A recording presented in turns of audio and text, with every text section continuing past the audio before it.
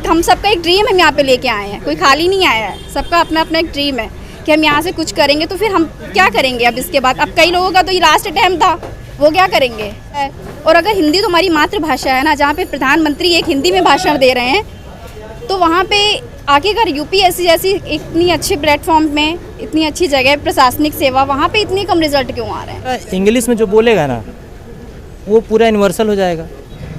अभी इसी महीने 14 सितंबर को हम लोग हिंदी दिवस मनाए। दिवस उसी चीज़ का मनाया जाता है जिसका अस्तित्व खतरे में होता है। 35% 30% बच्चे ऐसे हैं जो तैयारी नहीं करते, आते हैं यहाँ हवाबाजी में रह जाते, शुद्ध भाषा में बोलूँ तो इधर उधर, सिंपल बोलूँ कि सेटिंग में लग जाते, इस तरह की चीज़ों में लिप्त हो जाते हैं। कहीं ना कहीं ये सरकार और ये लोग समझ नहीं रहे हैं चीज़ों को। राजनीति भी एग्जाम्पल देंगे, जो MLC बनाए जाते हैं। आपका हर एग्जाम्पल राजनीति में ही क्यों जाता है? स्टेट का मैं चैलेंज दे के बता रहा हूँ, DGP वही बनता है जो CM का चमचा होता है। जिस देश की जनता सिर्फ अपने बारे में सोचे वो मरी हुई जनता होती है।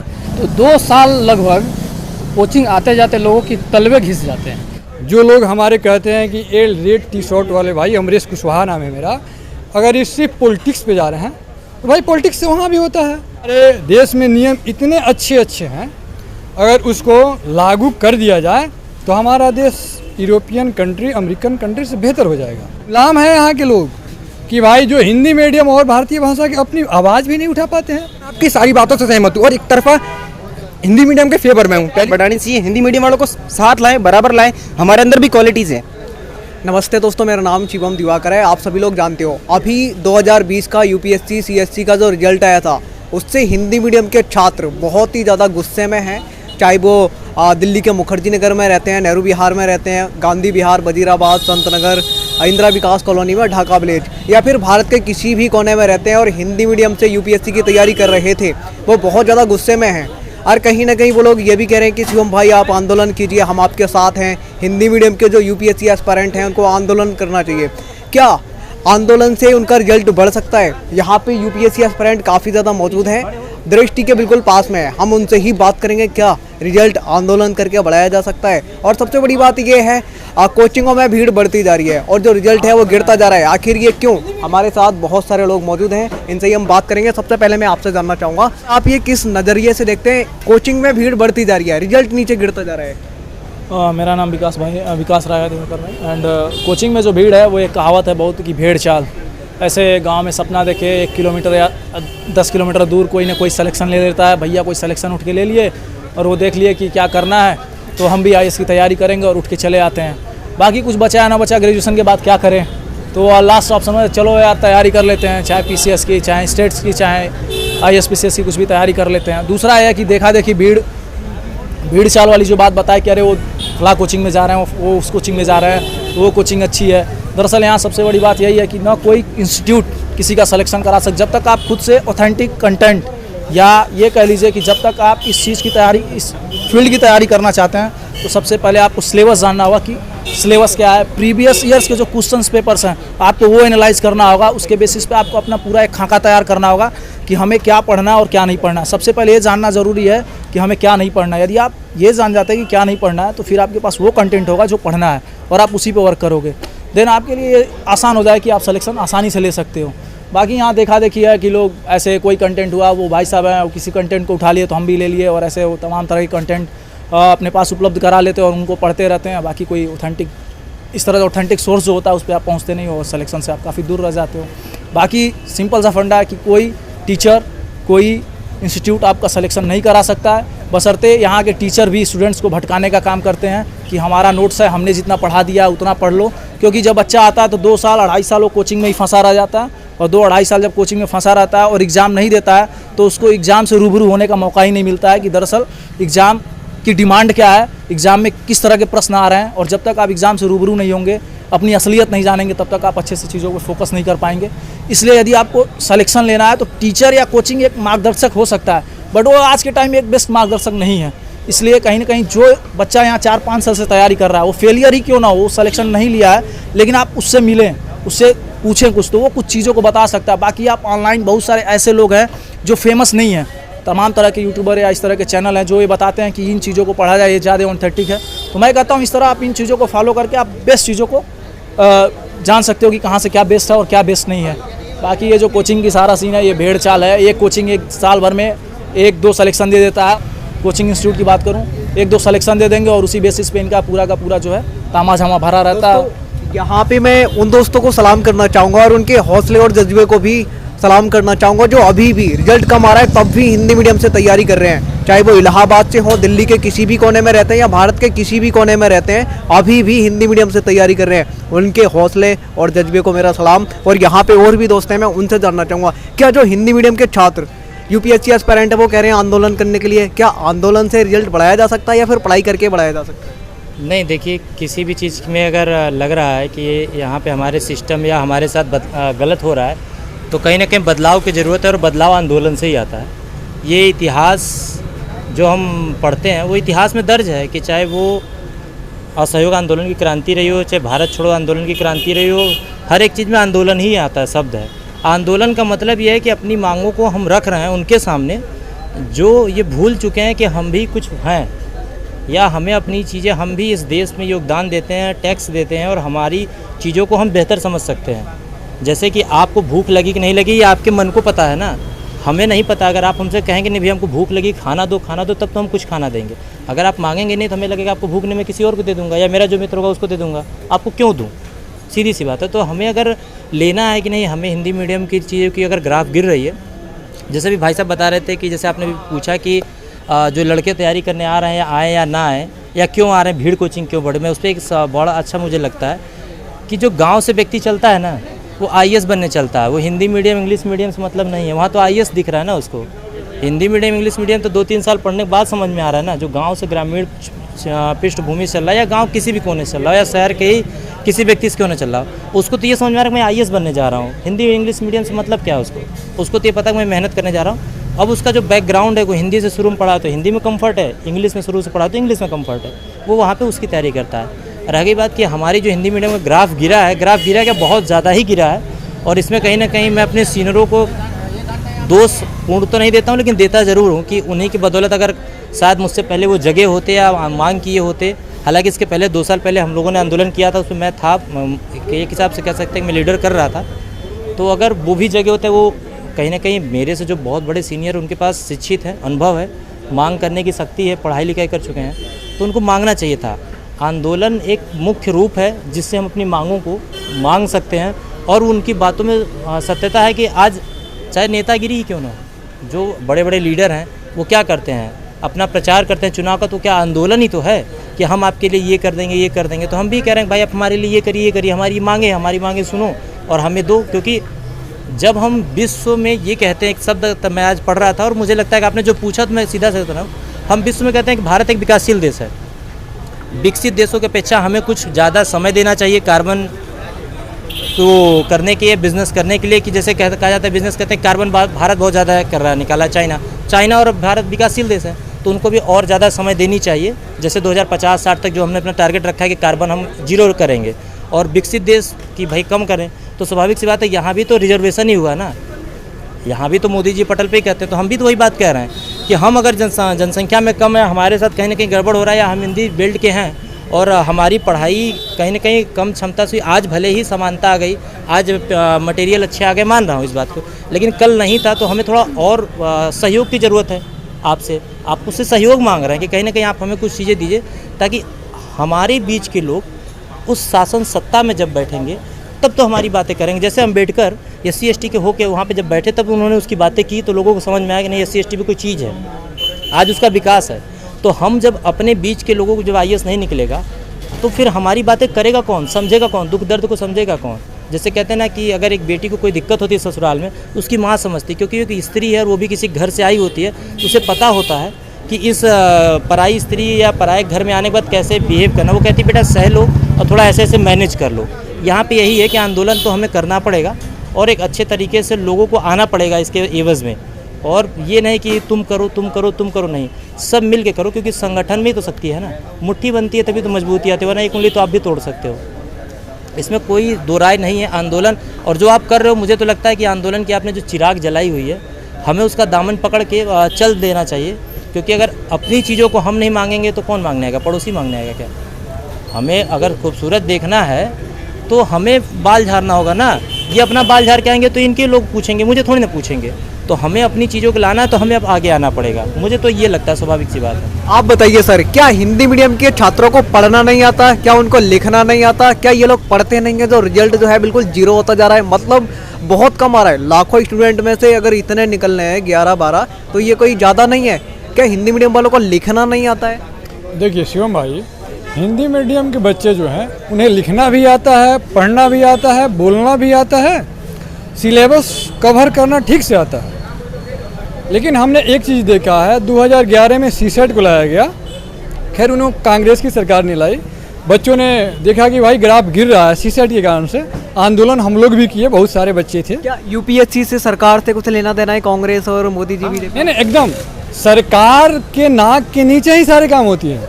इंडिया के कोई ऐसा कानून नहीं है, कोई ऐसा इंस्टीट्यूशन नहीं है जो हमारे प्राइम मिनिस्टर के अंदर नहीं आता है। इवन अगर राज्य सरकार भी लाइन ऑर्डर के खिलाफ काम करती है तो वहाँ केंद्र सरकार राष्ट्रपति शासन लगा देती है। तो देखिए हमारे जो सिस्टम में फॉल्ट, आप उसका जवाब दीजिए फिर उसके बाद इसका। अच्छा ठीक है। लड़के पढ़ते भी हैं। 2011 में सीसेट आया तो कांग्रेस ने लाई थी, राहुल गांधी जी लाए थे। उसके बाद मतलब ग्राफ गिरा तो फिर बच्चे ने मांग किया। राहुल गांधी जी ने 2014 में बोला कि ठीक है, हमने नया चीज़ लाया था, इम्प्लीमेंट किया था पायलट प्रोजेक्ट के आधार पे, लेकिन वो सफल नहीं हो पाया। उसको उन्होंने हटाया भी और 2 अटेम्प्ट सबको दिया, ओबीसी का, SC ST का, जनरल का। मतलब किसी के साथ उन्होंने भेदभाव नहीं किया। जब हमारे माननीय प्रधानमंत्री जी नरेंद्र मोदी जी बने, केंद्र में आए, तो इनके आने से इन्होंने कहा था कि हम 2 को रोजगार देंगे, हर साल देंगे। सबसे बड़ी जुमलाबाजी इनकी। जब ये आए तो बोले हिंदी, हिंदू, हिंदुस्तान पहले कांग्रेस की सरकार में खतरे में थी, हम आए पूरा ठीक रहेगा। भाई हिंदी मीडियम के बच्चे की रिजल्ट इस हिसाब से इन्होंने गायब करवाया कि पत्ता भी नहीं हिलता है। 11-12 क्या है? अरे 11-12 हज़ार तो यहाँ नेहरू बिहार में बच्चे रहते हैं। मुखर्जी नगर, गांधी बिहार का छोड़ दीजिए, राजेंद्र नगर, खैर वहाँ इंग्लिश मीडियम के रहते हैं। IAS में क्या हुआ, जब मोदी जी हमारे प्राइम मिनिस्टर बने 2014 से ग्राफ मतलब गिरने लगा। जब आंदोलन हुआ था उसके कुछ दिन के बाद उन्होंने बोला था कि पढ़े लिखे लोग क्या रोजगार की जो मांग करते हैं, पकौड़ा बेच के भी रोजगार कर सकते हैं। भाई साहब, अगर पढ़ा लिखा लोग लाखों 2 लाख, कल आपने पूछा कि लाखों रुपया खर्च करते हैं, अगर 1-2 लाख रुपया लगा के पकौड़ा बेचेंगे तो तुमको वोट क्यों देते हैं भाई? जब तुम बोले हो, सॉरी, जब आप बोले हैं कि हम 2 लाख रोजगार देंगे, जो सरकारी गवर्नमेंट की नौकरियां है उसको तो आप पत्ता साफ करते जा रहे हैं। आपको अब तक कोई नौकरी मिली 2014 में? देखिए हमने बिहार PCS में मेंस लिखा, इंटरव्यू भी दिया, अभी हमारी फाइनली कहीं सिलेक्शन नहीं हुआ। और आपको पता है कि IAS एक ऐसी चीज़ है कि आप फर्स्ट अटैम्प्ट में भी निकाल लेंगे, सेकेंड अटैम्प्ट में भी निकाल लेंगे, या अंततः नहीं भी होगा। लेकिन हमारी प्रयास जारी है, हमारी लड़ाई में कहीं कमी नहीं है। होना नहीं होना हमारे कर्म और ऊपर वाले की वरदान के ऊपर है। सर आप बताइए। अब जो 1 मिनट शिवम भाई, अब जो हमारे ब्यूरोक्रेसी है, जो हमने बोला कास्ट और क्लास की बात है, जिसे 92 परिवार के लोग को वहाँ सेलेक्ट कर लिया जाता है, मतलब ऊपर नीचे करके। तो यहाँ जो ब्यूरोक्रेसी में लोग बैठे हुए हैं उनका एक ही डेडिकेशन है कि भाई जो हिंदी मीडियम के लोग पढ़ के आते हैं, अदर 22 भाषाओं के लोग, इनकी तादाद बहुत ज़्यादा है। जो इंग्लिश मीडियम से पढ़ के आते हैं उनकी तादाद बहुत कम है। तो हम कौन सा ऐसा कैंची चलाएं कि हमारे घर के बच्चे IIT, IIM, मेडिकल से पढ़ के आए हैं और वहीं ज़्यादातर हमें हमारे सिलेबस के हिसाब से ज़्यादा मतलब वो कवर कर पाते हैं। ऐसा नहीं कि हिंदी मीडियम वाला नहीं कर पाते हैं। तो जो हमारी कॉपी चेक होती है उस शुद्ध हिंदी मीडियम, हमारा जहाँ तक अनुभव है या जो लोग बोले हैं, वो जो एकदम हिंदी मीडियम का प्योर टीचर हैं, हमें लगता है उनके पास भेजा नहीं जाता है। इंग्लिश मीडियम के अंदर ऐसे बायस्ड होता है, टीचरों के अंदर भी हमने देखा है। अरे ये सब तो हिंदी मीडियम का है। हमारे कई मित्र यहाँ पे बात करते सुने हमने, अरे हिंदी मीडियम कुछ आता जाता नहीं है। हिंदी मीडियम के बच्चे ह्यूमैनिटी का जो DMSP बनना है, बैठा के इंग्लिश मीडियम के बच्चों को पढ़ाएंगे कि देखो सिस्टम कैसे चला। चैलेंज कर रहे हैं आप? एकदम चैलेंज कर रहे हैं। कोई हमसे आके डिबेट कर लीजिए, आप बुला लीजिए, उसमें कोई दिक्कत नहीं है। आयोग के DM को भी कह रहा हूँ जो इंग्लिश सोसाइटी मीडियम को को कैसे बुला चलाया लीजिए। जाता है उसको हम बताएंगे कैसे चलाया जाता है। लेकिन देखिए यहाँ जो ब्यूरोक्रेसी में है, हिंदी मीडियम के बच्चे कॉपी चेक करने के स्तर पे जो इंग्लिश मीडियम के टीचर करते हैं, तो उन कहीं ना कहीं एक कॉपी जो होता है GS का 250 नंबर का होता है, अगर वो इंग्लिश मीडियम का 120 नंबर देते हैं तो हिंदी मीडियम का अदर भारतीय भाषा जैसे गुजराती, तमिल हो गया ना, उर्दू हो गया, फारसी हो गया, मैथिली हो गया, तो वहाँ पे लगभग 18-20 नंबर का डिफरेंस हो जाता है। और यहीं हिंदी मीडियम के बच्चे जब इंग्लिश मीडियम के बोर्ड में जाते हैं तो वहाँ जो हमारे ब्यूरोक्रेसी के लोग बैठे हैं उन्हें लगता है कि ये ठीक से बोल नहीं पाते हैं, क्योंकि ये बायस्ड होते हैं। हमारे कई मित्र इंटरव्यू दिए थे, वो बोले कि भाई हम तो कंफर्ट ही फील नहीं कर पाते हैं। उन्हें लगता है कि जो DPS वगैरह से पढ़ के आए हैं बच्चे वहीं बेहतर बोलते हैं और मतलब उनको हम बेहतर नंबर दें। तो कॉपी चेक होता है, वहाँ भी भेदभाव है, इंटरव्यू में भी भेदभाव है। हमारे प्राइम मिनिस्टर साहब बोले थे कि हम आएंगे तो A ग्रेड B ग्रेड की नौकरियों में जो इंटरव्यू का मार्क्स होता है उसको हम 100 नंबर कर देंगे। उन्होंने कुछ नहीं किया। आखिर उनके ही आने के बाद जब बच्चे के पास सारे मटेरियल है, अच्छे टीचर हैं, सारे गाइडेंस है, तो भाई कोई ना कोई तो ऐसा स्ट्रेटजी है जिससे हिंदी मीडियम के बच्चों की ग्राफ इतना गिरता गया। ऐसे तो निकम्मा हो नहीं जाएंगे। जब सारे फैसिलिटी आपके पापा दिए हैं आपको, पहले कम था आपके पास, तो फिर आप पिछड़ क्यों रहे हैं? आप नहीं, आपके जैसे लाखों लोग पिछड़ रहे हैं। लिखते भी अच्छे हैं, बोलते भी अच्छे हैं। तो कहीं ना कहीं स्ट्रेटजिक है, वो प्रधानमंत्री जी के नाक के नीचे हो रहा है, क्योंकि इनका एक जुल्मला है। हिंदी, हिंदू, हिंदुस्तान, हिंदी मीडियम का या अन्य भारतीय भाषाओं का जो 22 है उनकी पत्ता साफ करो और वोट की बात करो कि हमारा झोला डुबेंगे, मतलब बिहार बीजेपी करेंगे और हिंदी मीडियम के बच्चे हैं उनका चलो तुम हमारा झंडा डो। जो इंग्लिश मीडियम का आए हैं वो तो बड़े बड़े ब्यूरोक्रेट्स के बेटे हैं, वो हमारा झंडा तो ढोएंगे नहीं, तो उनको ज़्यादा हम नंबर देंगे। और देखिए जुडिशियरी में भी करप्शन है, IAS में भी करप्शन है। एक चीज़ और हम बता रहे हैं, हमारे पास एक रिपोर्ट है, पहले UPSC में जब इंटरव्यू देने जाने OBC के बच्चे जाते हैं बैकवर्ड क्लास के, तो उन्हें एवरेज मार्क्स, एवरेज हमने एकदम सबको नहीं, 64 से 65% दिया जाता है। जो SC ST के बच्चे होते हैं उनको 59 से 60% दिया जाता है, और जो जनरल क्लास के बच्चे होते हैं उनको 70 से 71%। इन तीनों में, दोनों में अंतर हो जाता है 18 नंबर की। ये हमारे मतलब बैठे हुए ब्यूरोक्रेसी के लोग जो क्या बोलते हैं जाति से ग्रसित हैं, सामंतवाद से ग्रसित है, IAS का एक बेहतर मतलब तमगा लगाए हुए हैं कि हम सेकुलर हैं, हमारे अंदर कोई टैग नहीं है। जब ये OBC SC ST के साथ भेदभाव करते हैं तो भाई इसमें क्यों नहीं करेंगे? अब अगर वो भेदभाव करते हैं तो जो लोग यहाँ से सिलेक्ट हो रहे हैं इस कैटेगरी के, वो कैसे हो जाते हैं? देखिए हमने क्या बोला आपको कि कुछ एवरेज मैंने बताया मार्क्स कि आपको OBC में रखना है, आपको SC में रखता है, आपको जनरल में रखता है। अब तो भाई जनरल कैटेगरी को भी रिजर्वेशन मिल गया, EWS, अब उनके भी साथ यही होगा, क्योंकि आयोग कभी अपना आंसर सीट जारी नहीं करता है कि हमने किस कैटेगरी को कितना दिया। अलग बात है कुछ लोग को ज़्यादा नंबर दे दिए गए, लेकिन भाई कहीं ना कहीं लैक ऑफ होल है सिस्टम में। और इस सरकार के नीचे सरकार के नाक के नीचे ही सारे काम हो रहा है, क्योंकि प्रधानमंत्री जी हिंदी का बात करते हैं, लेकिन हिंदी मीडियम सहित 22 भारतीय भाषाओं का सुपड़ा साफ हो गया है। क्या कर रहे हैं? हिंदी मीडियम के छात्रों के बारे में सोचते नहीं है क्या? बिल्कुल भी नहीं। देखिए कोई भी पॉलिटिशियन है उसकी दो दांत होता है, कहता है कि भाइयों बहनों हम तो आपके साथ हैं, तुम हमें वोट दो। अब बाद में पता है क्या होता है, घोड़ा का चाल चलता है।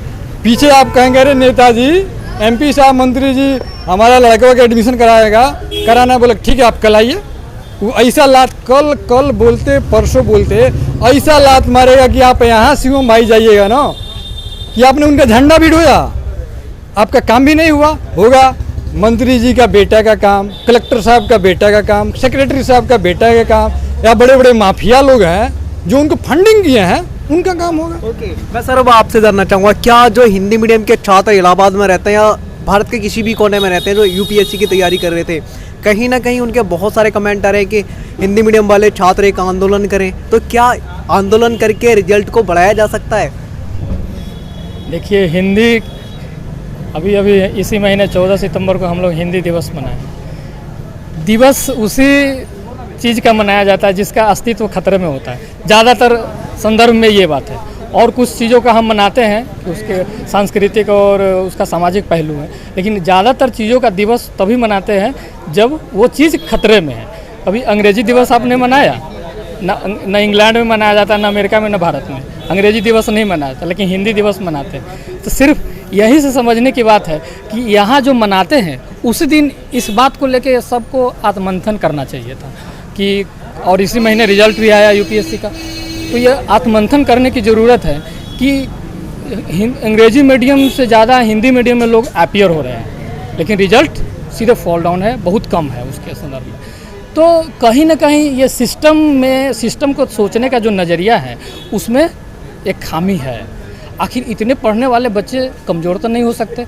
और दिल्ली में जो भी पढ़ने आते हैं वो अपने एरिया स्कूल का क्रीम बच्चा होता है, जो अपने स्कूल का टॉपर होता है, वही साहस करता है कि हम IAS की तैयारी करने जाएंगे। वरना जो नीचे वाले होते हैं वो रेलवे और वनडे एग्ज़ाम में चले जाते हैं, रेलवे में चले जाते हैं, SSC वगैरह में चले जाते हैं। लेकिन UPSC में आते हैं वो बोनाफाइड लड़का होते हैं, अपने स्कूल का टॉपर सब होता है, वही लोग निकल के यहाँ आते हैं। लेकिन रिजल्ट का घट जाना हम क्या समझते हैं? मेहनत में लोगों की कमी नहीं, पढ़ने वाले उतनी ही मेहनत करते हैं, उतना ही मटेरियल पढ़ते हैं। देखिए यहाँ पे जितना मटेरियल सब लगा हुआ है, कोई भी इंग्लिश मीडियम का नहीं है, सारा हिंदी मीडियम का मटेरियल लगा हुआ है। तो क्या मटेरियल अवेलेबल नहीं है? ऐसा जाता हूँ छात्रों के रूम में, देखता हूँ तो कमरा भरा हुआ होता है किताबों से, लेकिन रिजल्ट इतना नीचे डाउन क्यों होता चला जा रहा है, ये समझ में नहीं आ रहा है। हर UPSC एस्पायरेंट ये देख के परेशान है, और आपने भी कई अटैम्प्ट भी दिए हैं। हाँ बिल्कुल, मैंने भी दिया है, और हिंदी और इंग्लिश। और हमें आज ये सोचकर मुझे मतलब कि अफसोस भी होता है कि काश मैं भी अंग्रेजी माध्यम से तैयारी किया होता, लेकिन नहीं कर पाया। जुल्म हो गया है, हम हिंदुस्तानी हैं, हिंदी भाषा में नहीं पढ़ सकते, नहीं लिख सकते। अगर ऐसी बात है, अगर ऐसी मानसिकता सिस्टम में बन गई है, तब तो खतरे की बात है। क्योंकि उत्तर भारत में लगभग 10 राज्यों में हिंदी बोली जाती है, और हिंदी में ही लड़के तैयारी करते हैं। सरकारी स्कूल आप देखेंगे तो उसमें हिंदी में ही पढ़ाई होती है, अंग्रेजी के टीचर आपको अच्छे मिलेंगे भी नहीं। बिहार में चाहे उत्तर प्रदेश में जाए, चाहे किसी स्टेट में जाए जो 10 राज्य है, प्राइवेट स्कूल में जाएंगे तभी आपको अंग्रेजी माध्यम में पढ़ाई मिलेगी, हिंदी मीडियम में भी पढ़ना पड़ेगा। तो जो लोग अभी से पढ़ के आ गए, जो ग्रेजुएशन कर चुके हैं, जो इंटर कर चुके हैं हिंदी मीडियम में, यहाँ आके पढ़ रहे हैं, अब उनके लिए संभव नहीं है मीडियम चेंज करना। मीडियम चेंज करना एक दिन का काम नहीं है, ये हमारे बचपन से हमारे संस्कृति, हमारे दिमाग में भाषा डल जाती है, हमारा टोन, हमारे जीभ का, जुबान का जो चलने का जो डायरेक्शन होता है वो उसके हिसाब से चेंज होती है। अब हम चेंज नहीं कर सकते। जो जिस भाषा में अब तैयारी करने आ गया, मजबूरी है कि उसको उसी भाषा में पढ़ना पड़ेगा। रिजल्ट क्या होगा नहीं होगा ये आने वाले दिन ही पता चलेगा। लेकिन हम सिस्टम के लोगों से गुजारिश करना चाहेंगे कि कम से कम आप भारत को 2 भाषा में मत बांटिए, कि अंग्रेजी वर्सेस हिंदी में मत बांटिए। आप जो भी लड़का जा रहे हैं, कॉपी उनकी आप जांच करते हैं तो आप ईमानदारी पूर्वक जो लिखा है उसके हिसाब से उसको ज़रूर नंबर दीजिए। भाषा के स्तर पे आप भेदभाव मत कीजिए, नहीं तो ये भारत हमारा जो है, जो सद्भाव एक बना हुआ है, उसमें कहीं ना कहीं डिस्टर्ब होगा और प्रॉब्लम आएगी। और जैसे कि आप लोग अभी आंदोलन की बात किए, तो करना ही पड़ेगा, मजबूरी है, मांग उठानी ही पड़ेगी जैसे भी हो। सर मैं BPSC दिया, इस बार इंटरव्यू दिया था, कुछ नंबर से मेरा नहीं हो पाया। तो वहाँ की भाषा जो हिंदी मीडियम में जो कॉपी चेक हो रही है, वहाँ भी भेदभाव है, वहाँ भी रिजल्ट घट गया, हिंदी मीडियम का वहाँ भी रिजल्ट घट गया। तो अफसोस होता है कि काहे हम लोग हिंदी मीडियम में तैयारी करने आ गए। काश हम लोग भी, हमारी पृष्ठभूमि भी उस तरह की होती तो हम भी अंग्रेजी में पढ़े होते और आते, और सबके साथ में हम भी क्वालिफाई कर जाते।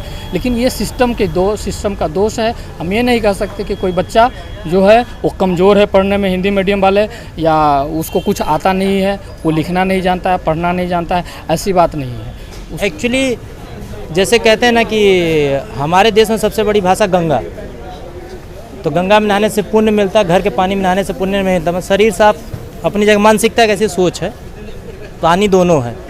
उसी तरह इंग्लिश में जो बोलेगा ना वो पूरा यूनिवर्सल हो जाएगा। तो आंदोलन की बात यहाँ पे मैं जोड़ रहा हूँ बस, इतना अगर जो समझ सके, जो जिसमें अगर लगे कि हाँ अपनी बातों को रखना चाहिए, तो ये बताइए कि जब वो उन्होंने बोला, आप हर बार वो बोलते हो। इसी तरह अगर जब हिंदी मीडियम का बच्चा IAS बनेगा नहीं, अपनी मातृभाषा, क्या किसी इंग्लिश मीडियम के बच्चे से पूछें कि धान की खेती कैसी होती है? हिंदी ग्राफिक वाले कहते हैं ना ग्रामीण क्षेत्र से, ग्रामीण क्षेत्र। इंग्लिश वाले भाषा को भी कहते हैं ग्रामीण क्षेत्र से। लेकिन इंग्लिश वाले भी तो ग्रामीण से ही होते हैं, कहीं ना कहीं ग्रामीण होते हैं, लेकिन अगर उनकी आज भी आप स्कूलिंग में जाएंगे तो कक्षा 1 में जो होता है 1000 की फ़ीस होती है, और हम यहाँ 1000 पे एक दिन में भी खर्च नहीं करते हैं। आप समझिए बातों को कि अगर हम अपने लोग नहीं बैठेंगे सिस्टम में, मैं हिंदी मीडियम वाले से साफ बता रहा हूँ, अगर हम अपने लोग नहीं बैठेंगे तो आज जो 2, 4, 10 लोग हो रहे हैं ना, कल को वो भी बाइकआउट हो जाएंगे। एक मद्रासी, क्यों हम गुजराती भाषा में भी लिखने के लिए छूट देते आए हो ऑप्शनल में, इसीलिए ना कि गुजरात की चीज़ों को भी वो व्यक्ति ला के कहेगा। सबकी भागीदारी का बात क्यों करते हैं यहाँ पे? क्यों कहते हैं कि जिसका वोट ज़्यादा वही वहाँ पे मुखिया होगा? तब तो इस हिसाब से हिंदी मीडियम बहुत ज़्यादा है तो हिंदी मीडियम वाले को IAS बनाओ। लेकिन हमने ये बोला कि नहीं, विकास के लिए जो ज़रूरी हो वो ज़रूरी हो, लेकिन इसका ये मतलब नहीं है कि हम विकास के नाम पे अपने आप को परित्याग कर दें। क्योंकि विकास का मतलब ये नहीं कि आपके पास 10 रुपया और हमारे पास 5 रुपया तो आप बड़े हो गए, नहीं। हमारे पास 5 लोग और 5-5 रुपये मिला के हम 25 रुपया हैं। हम 10 रुपये आपको इसलिए महत्व दे रहे हैं कि हो सकता है कि आपको सम्मान दे रहे हैं कि आप इकलौते हैं, लेकिन इसका ये मतलब नहीं। तो कहीं ना कहीं हिंदी मीडियम के बच्चों को या हिंदी मीडियम के परिवार जो भी हों, कोचिंग संस्थान, सबको मैं कह रहा हूँ कि जागना पड़ेगा। क्योंकि अगर कहीं ना कहीं आपका प्रतिनिधित्व नहीं रहेगा तो आप कुछ भी नहीं कर सकते। मीडियम का बच्चा IAS बनेगा, उस कुर्सी पे बैठेगा ना, तब तो हिंदी वाले बच्चों को समझेगा। या उस ग्रामीण जो कहता है कि 2 रुपया का धनिया ले लो, धनिया के बारे में समझेगा। IAS का मतलब क्या समझते हैं आप? IAS का मतलब क्या है, या आयोग UPSC का या सिविल सेवक का मतलब क्या है? कि जो चुनी हुई जनता के द्वारा शासन कर रहे हैं उसके और जनता के जो अनपढ़, नासमझ या समझदार जो भी कह लीजिए, बीच में सामंजस्य कराना है ना। अगर सामंजस्य तभी कराएंगे ना जब सब तरीके की बातों को समझेगा। आप हमसे हिंदी में बात कर रहे हैं, अभी हम मद्रासी में बोले कि चौड़ापुड़े, तो आपको समझ में आएगा कोई बात? नहीं। बोले ना कि चौपुड़े, कि चौपुड़े का मतलब क्या भाई, क्या हाल है, आपको ये तो समझ में आ गया, लेकिन किचोपड़ा को नहीं समझ में आ रहा है। तो उसी तरह करेंगे, जब हमारी भाषा या हमारे सोच के लोग जब वहाँ नहीं रहेंगे तो हम कहीं ना कहीं आज तो दिख रहे हैं। आज आप देख रहे हैं जैसे कोरोना में धीरे धीरे सब गायब हो गए थे जगह से ना, उसी तरह वो कोरोना की तरह महामारी आ जाएगी और गायब हो जाएंगे। और कहना पड़ेगा कि नहीं, आंदोलन हमें करना है। ये खुद को अंदर से सोचना चाहिए कि आंदोलन की ऐसी कोई चीज़ नहीं कि हम आपने तो एक अलग जगह, ठीक है, खुद के अंदर से आना चाहिए कि हम क्यों नहीं, क्या तुम काबिल नहीं हो या काबिल क्यों नहीं हो? भाई ज़िंदगी में आए तो जियो, और नहीं जी पा रहे हो तो फिर जीने का हक नहीं है। सीधी सी बात है। मेरा आंदोलन हमें करना ही करना पड़ेगा। ये केवल हमें नहीं, यहाँ के जो तमाम कोचिंग संस्थान है जिनका रोजी रोटी चल रहा है ना, जो कहते हैं कि हम टॉपर करा दें, 10 साल से करा देंगे, कहते हैं गए कहाँ? या तो फिर उनको लाके मार्केट में क्वेश्चन पूछा जाए, उनको चौराहे पे जूता मारा जाए कि भाई क्यों आप हमारी ज़िंदगी से खिलवाड़ क्यों कर रहे हो? जैसे कहा जाता है ना, बच्चों को आप जैसा ढांचा दोगे वैसे ढांचा देगा। आप हमको नए नए सपने दिखाते हो क्योंकि हमें पता नहीं होता है, लेकिन जो सपने में समझ आता है कि हकीकत में आप कर कुछ नहीं रहे हो, केवल हमें मोबिलाइज कर रहे हो। सीधी सी बात है। आज यहाँ पे जितने लोग हैं ना, यहाँ खरीद कौन रहा आप बताइए ना? मटेरियल तो बहुत है, भरोसा ही उठ गया इस पर कि पहला हमारा सिलेक्शन होगा कि नहीं होगा। स्वाभाविक सी बात है, क्योंकि हमारे जो सीनियर्स जो करके गए ना, उनको कहीं ना कहीं अगर वो जागे होते तो आज हमें ये बोलने की ज़रूरत नहीं आती। हम अपना कीमती समय जो 10 तारीख को एग्ज़ाम, उसके बजाय मैं आपको बोलते नहीं। लेकिन मैं सोच रहा हूँ कि मेरी आने वाली पीढ़ी इसका भुगतान ना भुगे, या मुझे वो कल को ये ना बोले कि हमारे सीनियर आप थे ना, आप जगे क्यों नहीं। इसलिए मैं जगा हूँ और मैं सोच रहा हूँ कि इस करने के लिए। लेकिन अभी भी बहुत सारे सीनियर ऐसे हैं जो यहाँ आते ही नहीं है, बोलते नहीं है, शर्माते हैं। अरे जब यहाँ आके नहीं बोल पा रहे हो तो UPSC क्या करोगे तुम? ये मैंने कहा ना कि उसके अंदर खुद पे एक आनी चाहिए कि जो व्यक्ति कह रहा है कि थाली बजाने से कोरोना चला जाएगा, तो हम कह रहे हैं ना, आओ ना यार, साथ मिल के एक दिन लड़ते हैं, शायद चला ही जाए, तो क्यों नहीं लड़ते हैं? लेकिन जब आप घर से निकलोगे नहीं और कल को कहोगे कि हमारे लिए कोई कुछ किया नहीं, तो ये कहीं ना कहीं बिगेस्ट फॉल्ट आपकी है। अरे बहुत सारे बच्चे प्रीलिम्स ही नहीं निकाल पाते। पूरा मामला ये समझाइए, मतलब होता क्या है? दिवाकर भाई, सबसे बड़ी समस्या के जड़ में जाना बहुत ज़रूरी होता है, क्योंकि जब आप यहाँ गांव से बच्चा आता है ना, तो जो भी इंग्लिश मीडियम के बच्चे हैं, किसी का भी जब आप स्कूल देखेंगे, वहाँ टीचर्स की अवेलेबिलिटी देखेंगे, फ़ीस देखेंगे, तो 2000-1500 इस तरह का प्रैक्टिकल कराना, कुछ भी कराना, ये सब कुछ प्रैक्टिकल वाई सब लोग कराते हैं। बट वहाँ जब आप हिंदी मीडियम के बच्चे को देखेंगे और वो एक हाई स्कूल से पढ़ के आता है, जो गवर्नमेंटेड हाई स्कूल है, वहाँ ना तो टीचर टाइम से आ रहा है, ना वो पढ़ा रहा है, उसका कोई मतलब एक रिस्पॉन्सिबिलिटी नाम की जो चीज़ है वो बनती ही नहीं है। ऐसा कुछ न कुछ उनका है। वैसे आप देखें तो जैसे कि अब प्राइमरी स्कूल है, वहाँ से बच्चा पढ़ के आता है, वहाँ ना तो टीचर अवेलेबल है, ना प्रिंसिपल अवेलेबल है, कुछ अवेलेबल नहीं है। तो कहीं ना कहीं जो बेस होता है ना, वो बहुत मजबूत चीज़ होती है। यदि आप मकान खड़ा कर रहे हो और नींव नहीं अच्छी है, तो आप बिल्डिंग अच्छी नहीं बना सकते, कुछ टाइम के बाद वो नीचे गिर जाएगी। सेम सिचुएशन यहाँ भी है। यदि हम अपने बेस को क्लियर नहीं करेंगे, यदि बेस को स्ट्रांग नहीं करके आएंगे और आएंगे UPSC में, तो कहीं ना कहीं यहाँ आके बच्चा NCERT पढ़ता है। क्यों? क्योंकि जो NCERT है वो कहीं ना कहीं अपने टाइम में उतना बेहतर से नहीं पढ़ा गया है। इस चीज़ को समझने की ज़रूरत है। दूसरी बात है, यदि आप ये कहते हैं कि आगे जब आप ऐसे ही आप कहीं ना कहीं विश्वविद्यालय में जाएंगे, तो वहाँ पे भी प्रोफेसर का अपना चल रहा है, प्रोफेसर का कुछ बच्चे ऐसे तैसे करके आगे पीछे करके नंबर ले लेते हैं और फिर वही बच्चे तैयारी करने आते। तो मसला ये नहीं है कि यह है कि कुछ बच्चे तैयारी करने आते हैं, मतलब यदि 100 बच्चे हैं तो 100 में से 30-35 बच्चे ऐसे हो सकते हैं जो ऐसे आ जाते हैं, जो अच्छी पढ़ाई नहीं कर पाए। तो जो अच्छी पढ़ाई नहीं कर पाए, कहीं ना कहीं उसमें सरकार की खामियां हैं कि बेसिक जो नॉलेज है या बेस लेवल पे जो नॉलेज मिलना चाहिए वो नहीं मिला। बाकी 70% जो बच्चे आ रहे हैं वो पढ़ने वाले हैं। अब ये 70% बच्चे जो पढ़ने वाले हैं वो आ रहे हैं यहाँ प्रिपरेशन के लिए, तो यदि यहाँ प्रीलिम्स नहीं हो रहा है तो ये एक बहुत बड़ा मसला है। और प्रीलिम्स नहीं होने के पीछे का रीज़न ये नहीं है कि GS paper first, prelims paper first मसला नहीं है, क्योंकि यहाँ पे कंटेंट है, सारी चीज़ें हैं, वो बच्चों के पास अवेलेबल हैं। और हिंदी मीडियम का बच्चा मेहनत भी करता है, और ऐसा नहीं कि पढ़ने में कमज़ोर होता है, ऐसी कोई बात नहीं है। लेकिन समस्या यह है कि जो कुछ बच्चे हैं उसमें से 35% 30% बच्चे ऐसे हैं जो तैयारी नहीं करते, आते हैं यहाँ हवाबाजी में रह जाते, शुद्ध भाषा में बोलूँ तो इधर उधर सिंपल बोलूँ कि सेटिंग में लग जाते, इस तरह की चीज़ों में लिप्त हो जाते हैं और फिर बोलते हैं कि एग्ज़ाम नहीं हो रहा है। बट हमें यह समझने की ज़रूरत है कि उसके बाद भी यदि आप 70% जो बच्चे हैं, 50% के आसपास बच्चे, 55-50% के आसपास बच्चे भी प्योर हैं, जो पढ़ रहे हैं, मेहनत कर रहे हैं, फिर भी सिलेक्शन यदि कम है तो कहीं ना कहीं ये सोचने वाला विषय है। और सिलेक्शन कम है ये पेपर फर्स्ट के कारण नहीं, कहीं ना कहीं इसके पेपर फर्स्ट में कुछ कारण है, जैसे कि वर्ड्स जो हैं गूगल ट्रांसलेट वाले, जो इसके पहले हमारे मित्रगण लोगों ने ऐसा बताया था कि गूगल ट्रांसलेट होता है और कहीं ना कहीं वो प्रॉब्लम क्रिएट करता है बच्चों को समझने में कि वास्तव में वो शब्द कहना क्या चाहता है, इसके कारण प्रॉब्लम होती है। जैसे मेंस का एक था कि वो प्रोबिटी को लेके, प्रोबिटी में ईमानदारी का सेंस कुछ और हो जाता है, एंड ईमानदारी का जो केवल ईमानदारी यदि लिखे तो वो ईमानदारी वो केवल क्या होती है कि पब्लिक लाइफ में हो जाती है। लेकिन जब आप प्रोबिटी की बात करते हैं तो प्राइवेट एंड पब्लिक वो दोनों लाइफ को जोड़ती है प्रोबिटी। वैसे बहुत सारे ऐसे वर्ड्स हैं जो कहीं ना कहीं प्रॉब्लम क्रिएट करते हैं। दूसरा विषय यदि देखें तो पेपर सेकंड सीसैट के लिए हमारे जो सीनियर गण थे उन्होंने काफ़ी आंदोलन किया, इस मसले को उठाया, इस विवाद को उठाया, और उस पर काफ़ी गवर्नमेंट ने क्या किया, 33% कट ऑफ तय कर दिया। लेकिन 33% कट ऑफ तय करने के बाद जो पेपर की क्वालिटी शुरू की थी, कहीं ना कहीं पेपर उस लेवल का टफ नहीं था, लेकिन पेपर को धीरे धीरे दर साल क्या किया गया, पेपर को टफ बनाते गए लोग, ताकि जो अब ये जो पेपर टफ होते गया कहीं ना कहीं हिंदी मीडियम की पकड़ से बाहर जा रहा है। दूसरा विषय जब ये कहीं ना कहीं लगा कि हिंदी मीडियम के जो स्टूडेंट्स हैं यह है कि कट ऑफ, अब जैसे मैं खुद की बात करूं यदि अरे 33% है इजीली कर लेंगे, लेकिन वहाँ जाने के बाद वो 33% हो नहीं पाता है, तो उस चीज़ को कहीं ना कहीं हम इजीली लेने लगे। तो एक रीज़न ये हो सकता है, इसलिए सीसैट पे कहीं ना कहीं कोचिंग इंस्टीट्यूट या जो भी है इनको बच्चों के साथ जैसे जीएस पे वर्क कर रहे हैं वैसे ये सीसैट पे भी वर्क करें, और बाकी जो हमारे मित्रगण हैं, हमारे जो और भी प्यारे भाई लोग हैं जो तैयारी कर रहे हैं, इन लोगों से बोलेंगे कि वो भी कहीं ना कहीं सीसैट पे फोकस करें, सीसैट को हल्के में न लें।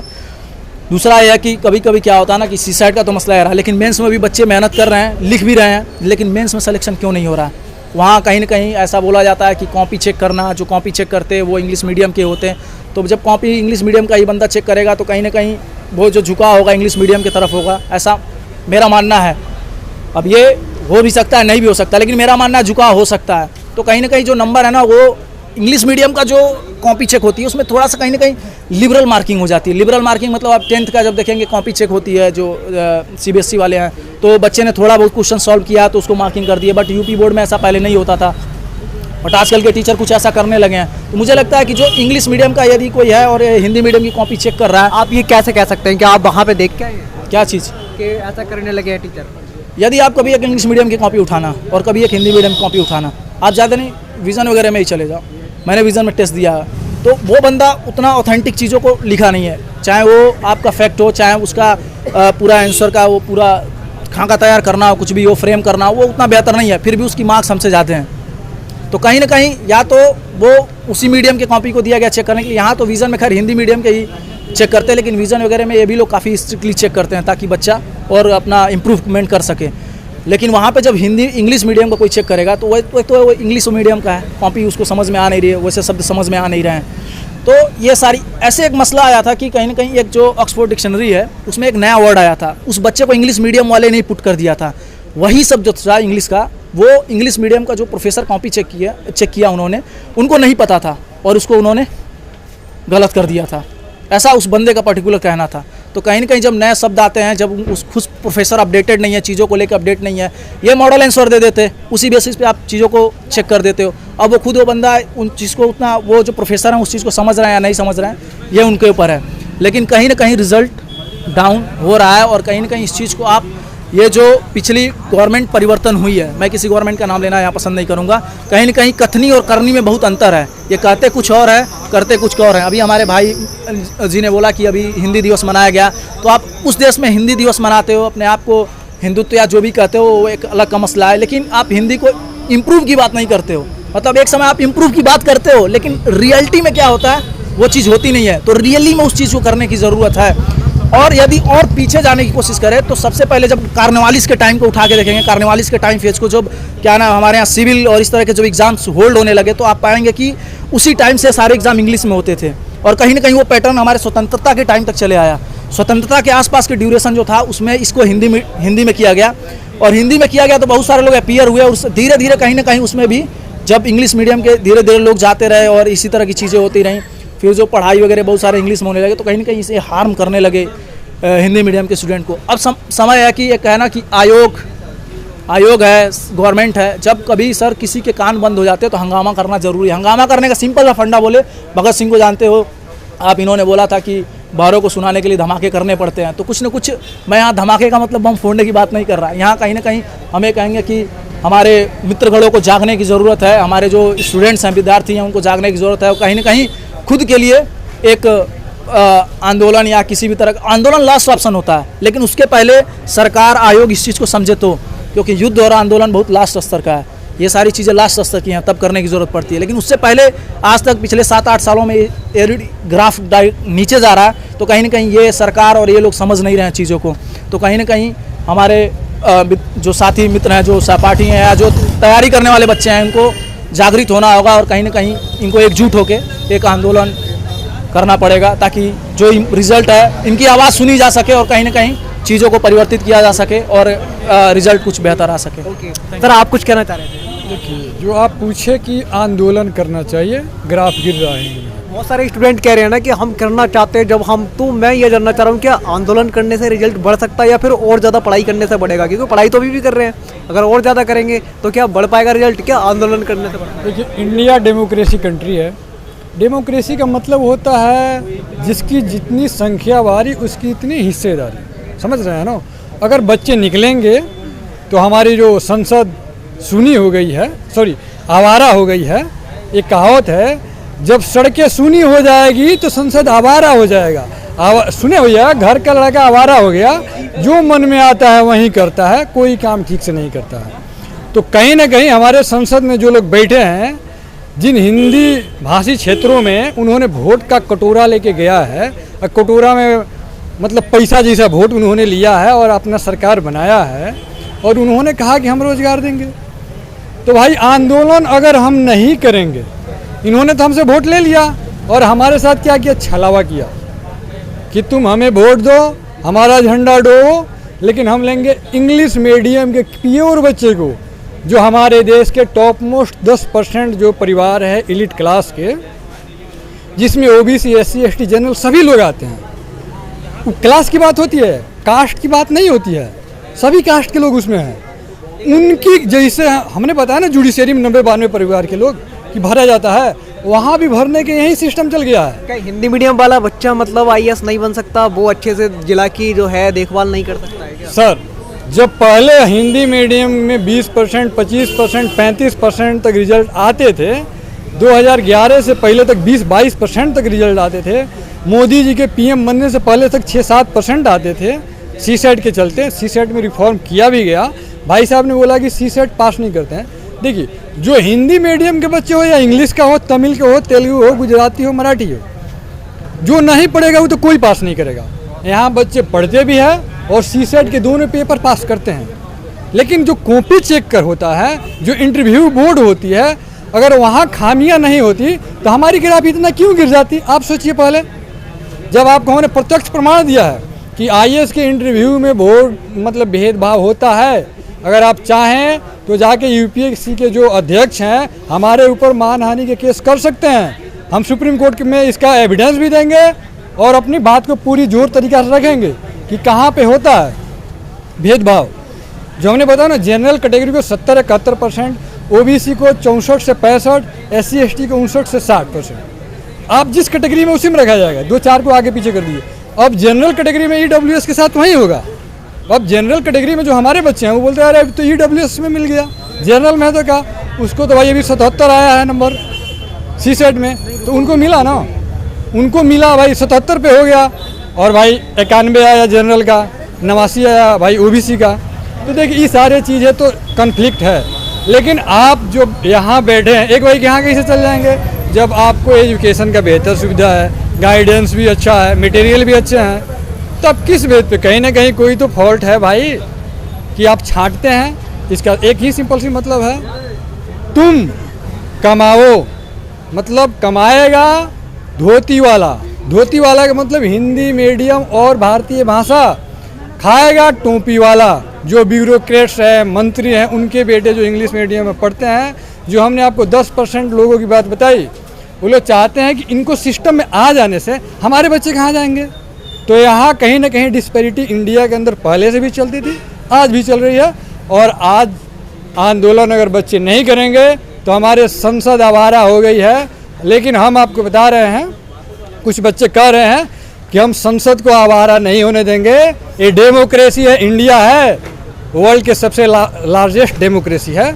हम सड़क पे आएंगे, लड़ेंगे। किसान भी लड़े, किसान लड़ रहे हैं ना भाई, हम भी लड़ेंगे। हमारी बात कहाँ नहीं सुनेंगे। हम तो सरकार बनाते हैं और गिराते हैं। यूपी बिहार वाले, हमारे यहाँ 40 लोकसभा का सीट है और यूपी में 80 है। हम तो सरकार बना देंगे, गिरा देंगे। मोदी जी क्या चाहते हैं? क्या सरकार बनाने से और गिराने से यूपीएससी के जो हिंदी मीडियम के छात्र हैं उनका रिजल्ट बढ़ पाएगा? जी बिल्कुल। आपसे हमने पहले भी बोला था कि सरकार के नाक के नीचे ही वो सुप्रीम कोर्ट की जज की नियुक्ति होती है कोलिजियम सिस्टम से। सुप्रीम कोर्ट का जज कौन बनेगा ये डिसाइड पीएमओ करता है, प्राइम मिनिस्टर करते हैं। यूपीएससी का अध्यक्ष कौन बनेगा ये प्राइम मिनिस्टर डिसाइड करते हैं। क्योंकि सारे, देखिए हमारे यहाँ लॉ तो सब कुछ है, लॉ के हिसाब से ही आपको जाना है, लेकिन सारे सुप्रीम पावर पार्लियामेंट के अंदर है।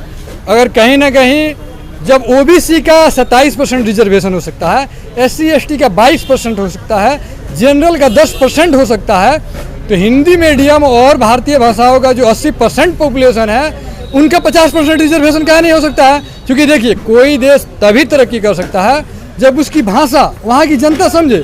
इंग्लिश मीडियम के बच्चे तो गाँव में रहते ही नहीं हैं, चूँकि हायर परिवार के बच्चे हैं, महलों में पढ़े हैं, एसी में खेले हैं, गार्डन तो देखे नहीं हैं, छोटा सा एक टब देखे हैं गार्डन वाला।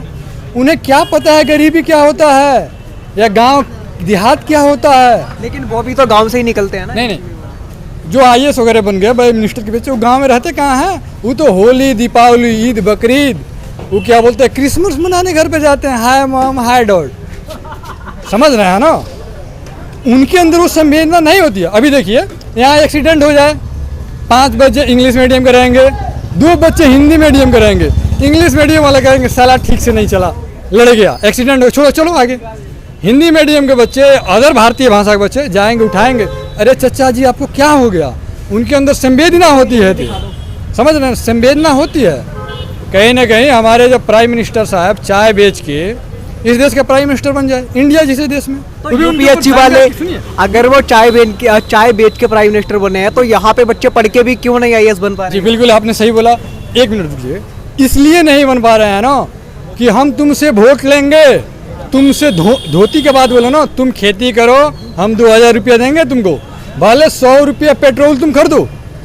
कांग्रेस की शासनकाल में इतनी महंगाई नहीं थी, आज 190 रुपया तेल हो गया है।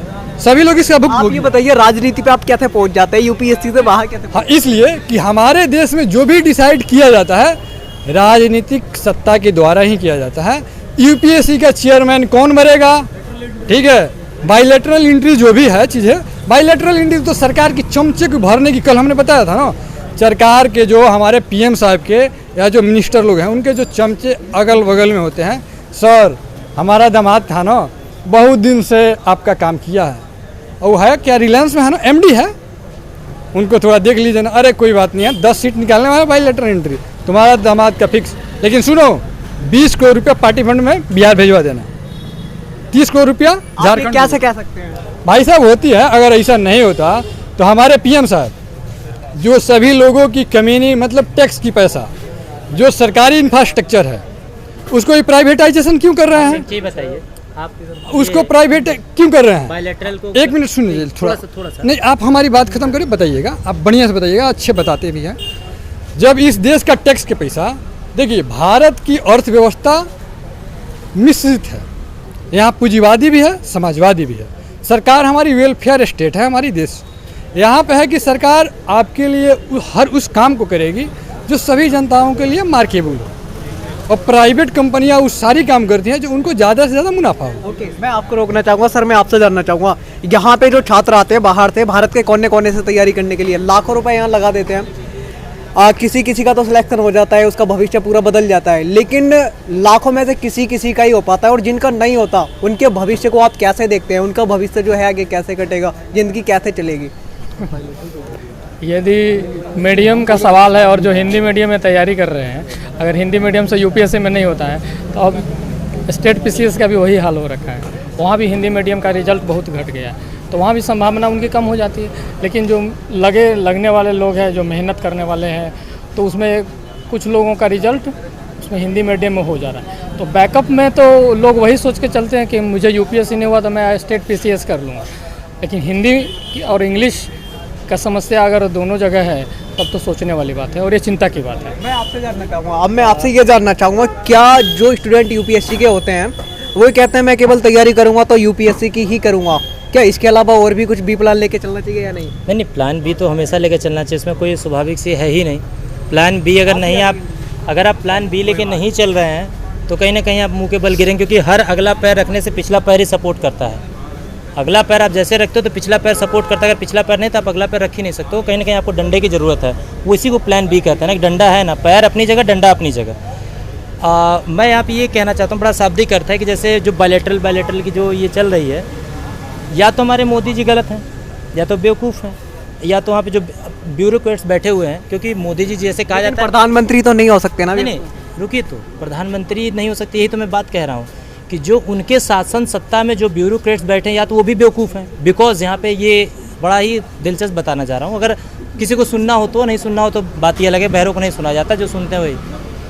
उन्होंने कहा कि कोलेजियम सिस्टम गलत है। कोलेजियम सिस्टम का मतलब है कि कुछ परिवार और कुछ कोर्ट के लोग चुनेंगे और जो जज बनेगा, ठीक है, उनका एक वक्तव्य है। इसका मतलब कि उस ब्यूरोक्रेसी में जो भी 100, 2000, 10,000 IAS बैठे हैं, वो भी बेवकूफ़ी मैं मान रहा हूँ। इस वक्त उनको भी चैलेंज दे रहा हूँ, क्योंकि जैसे वो बायलैटरल एंट्री का मतलब है कि जो आयोग और जो शासन चाहेगी उनको रख देगी, इसका यही मतलब, वो भी तो कोलेजियम ही हो गया ना। आप जो चाहोगे रख दोगे। आप 350 लोगों को रख रहे हो और आप ये कह रहे हो कोलेजियम गलत है, आयोग से उनकी भर्ती करानी चाहिए। जज 1-2 बनते हैं, आप 350 IASओं को, आप 350 400 IASओं को अपने आप चुन रहे हो, और जज 1-2 चुन रहा है तो आप कहते हो वो गलत हैं। या तो मतलब आप गलत हैं या तो वो गलत हैं।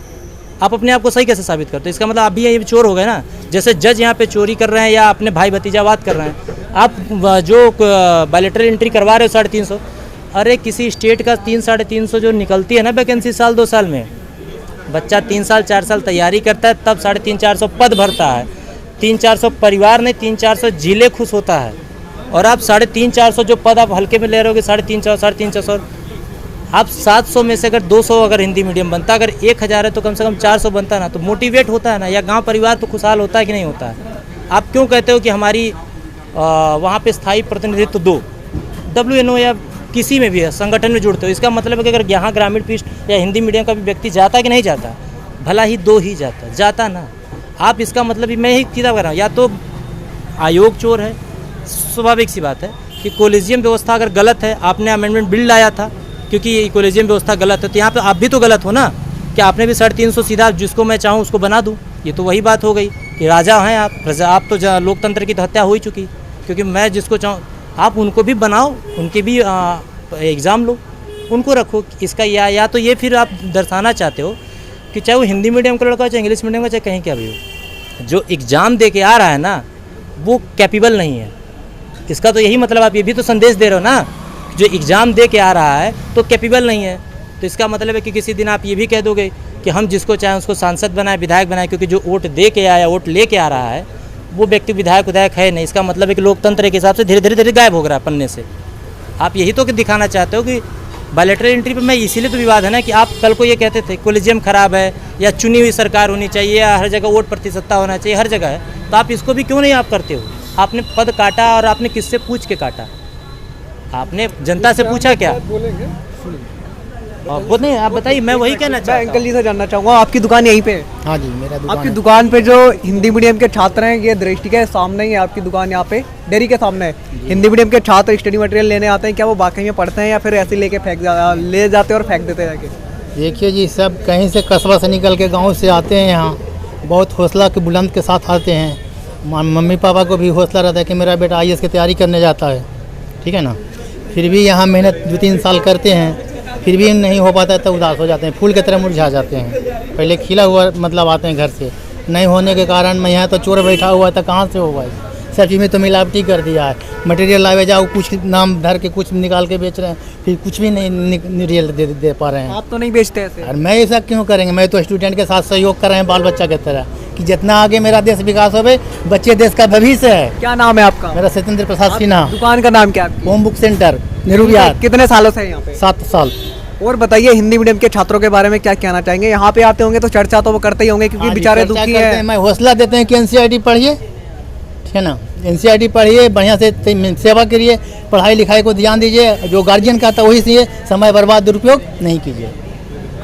ओके, आप कुछ कहना चाह रहे थे? जो इन्होंने भाई साहब बायलैटरल एंट्री के बारे में बताया, देखिए 3 चीज़ के बारे में हम बायलैटरल का एक एग्जांपल देना चाहते हैं।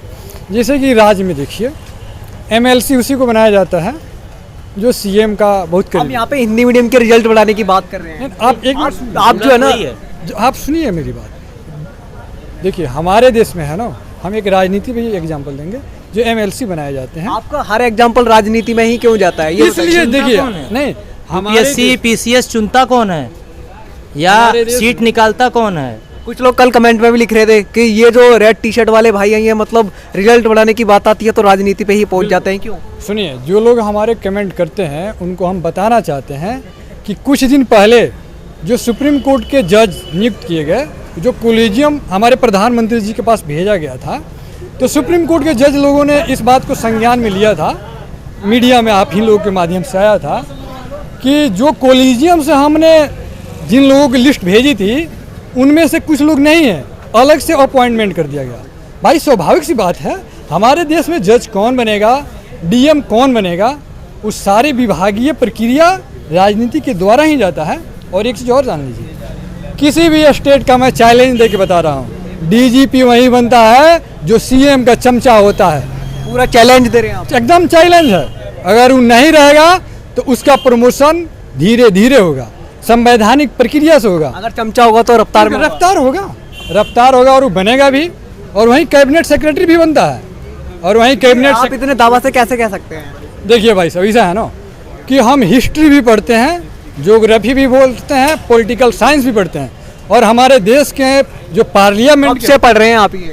जो हम इस चीज़ को 2014 से पढ़ रहे हैं, पढ़ तो इसे हम 2000 क्या बोलता है 97 से मतलब हमने पढ़ाई स्टार्ट की है। लेकिन बेसिक, अब देखिए, जिस देश की जनता सिर्फ अपने बारे में सोचे वो मरी हुई जनता होती है, क्योंकि उसकी जिम्मेवारी है कि उसका अपने घर परिवार और राष्ट्र के बारे में सोचना जरूरी है। हमने सुप्रीम कोर्ट के बारे में बताया कि सुप्रीम कोर्ट के जज लोग इस बात को खुद बोले हैं कि सरकार ने हमारी कोलिजियम सिस्टम को ठीक ढंग से लागू नहीं किया, मतलब उनके मनपसंद से जज नियुक्त नहीं किया। जो लोग हमारे कहते हैं कि ये रेड टी-शर्ट वाले भाई, अमरीश कुशवाहा नाम है मेरा, अगर इस सिर्फ पॉलिटिक्स पे जा रहे हैं तो भाई पॉलिटिक्स से वहाँ भी होता है। UPSC का अध्यक्ष कौन नियुक्त होगा, कौन सा प्रोफेसर का मतलब उसमें इंटरव्यू बोर्ड में जाएंगे, सरकार के जो सपोर्ट वाले प्रोफेसर होते हैं वहीं जाते हैं। इस पर एक एग्जाम्पल देंगे, जब सरकार बदलती है केंद्र की तो हर राज्य की राज्यपाल बदल दिए जाते हैं, इसलिए कि चूँकि वहाँ सरकार अपने हिसाब से राज्यपाल बिठाती है। ये क्वेश्चन मैं आपसे जानना चाहूँगा, आप बिहार से हैं और टॉप 10 में बिहार के इस बार 3 बच्चे हैं, फर्स्ट रैंक पे भी है शुभम कुमार। आप जब IAS बन जाएंगे तो मतलब आप क्या करना चाहेंगे? आपको क्या लगता है कि मुझे सुधार करने की ज़रूरत है? और कुछ लोग कमेंट कर रहे थे कि रेड टी-शर्ट वाले भाई को जरूर IAS बनना चाहिए। देखिए, हम तो IAS बनने के लिए आए ही हैं, ठीक है, और हमारी प्राथमिकता ये रहेगी जो गवर्नमेंट की पॉलिसी है उसको हम ज़मीनी स्तर पे उतारेंगे, क्योंकि हमारे देश में नियम इतने अच्छे हैं, अगर उसको लागू कर दिया जाए तो हमारा देश यूरोपियन कंट्री, अमेरिकन कंट्री से बेहतर हो जाएगा। समझ रहे हैं ना? जैसे कि एक DPSP है, उसको जो हमारे संविधान निर्माता थे, बाबा साहब भीमराव अम्बेडकर थे, राजेंद्र प्रसाद थे, जवाहरलाल नेहरू थे, सरदार वल्लभ भाई पटेल थे, तमाम लोग थे।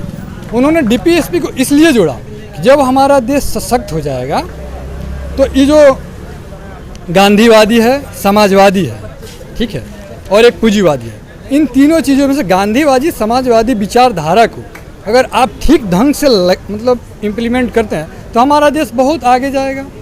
आप जब भी हम हिंदी मीडियम के रिजल्ट बढ़ाने की बात करते हैं तो आप इतना मतलब राजनीति में इतना गहरा क्यों चले जाते हैं? नहीं, राजनीति का मतलब मैं ऐसे यहाँ से नहीं जोड़ना चाहूँगा। राजनीति या जैसे कोलिजियम या जज, हमें अगर राजनीति गलत, यहाँ पे जैसे संविधान या देश के 3 अंग है ना, कि जैसे एक शासन व्यवस्था, एक कोर्ट, एक राष्ट्रपति।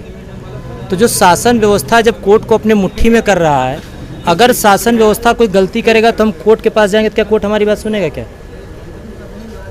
कोर्ट तो शासन व्यवस्था के तरीके से चलेगा, है तो वही चीज़ ना। जब सुप्रीम कोर्ट के तरीके से, अभी कुछ दिन में ये आया था कि सुप्रीम कोर्ट के लोगों पे मोदी जी का लग गया। How possible? संविधान अलग है, कोर्ट अलग है और राष्ट्रपति अलग है, शासन व्यवस्था। तो आप इक्वल हैं, तो आप उसके मालिक कैसे बन गए?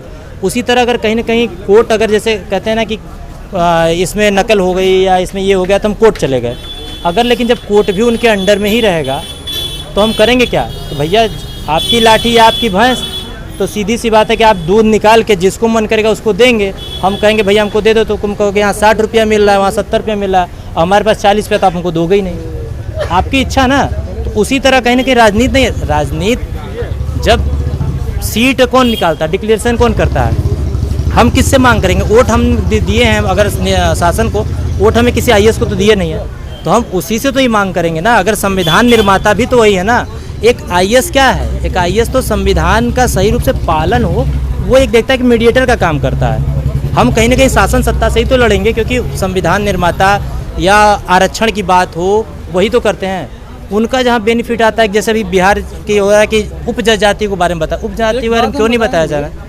आपने जो बोला कि आप पॉलिटिक्स पे क्यों चले जाते हैं, कुछ दिन पहले हमारे सुप्रीम कोर्ट के जज, टॉप मोस्ट जो सीनियर जज लोग हैं, उन्होंने प्रेस कॉन्फ्रेंस किया कि दीपक मिश्रा जो सरकार की जितनी बड़ी फाइल है वहीं देखते हैं, हम लोग तो बस नाम के जज रह गए।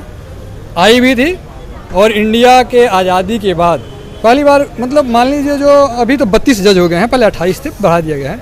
5-6 जो जज हैं टॉप मोस्ट क्लास के, उन्होंने प्रेस कॉन्फ्रेंस क्यों किया?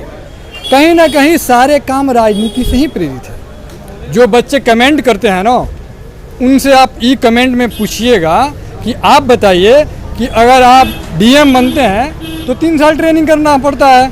एडिशनल DM बनाएगा, BDO CO कुछ भी, सॉरी BDO बनाता है, CO नहीं बनाता है, ADM भी बना देते हैं। आप उनसे पूछिएगा कि 2 साल कलेक्टर रहना है आपको, 2 साल से ज़्यादा रहना है, 6-6 साल तक लोग कलेक्टर रहते हैं, 8-8 साल रहते हैं, तो क्या बिना राजनेताओं का चमचागिरी किए आप रह जाएंगे?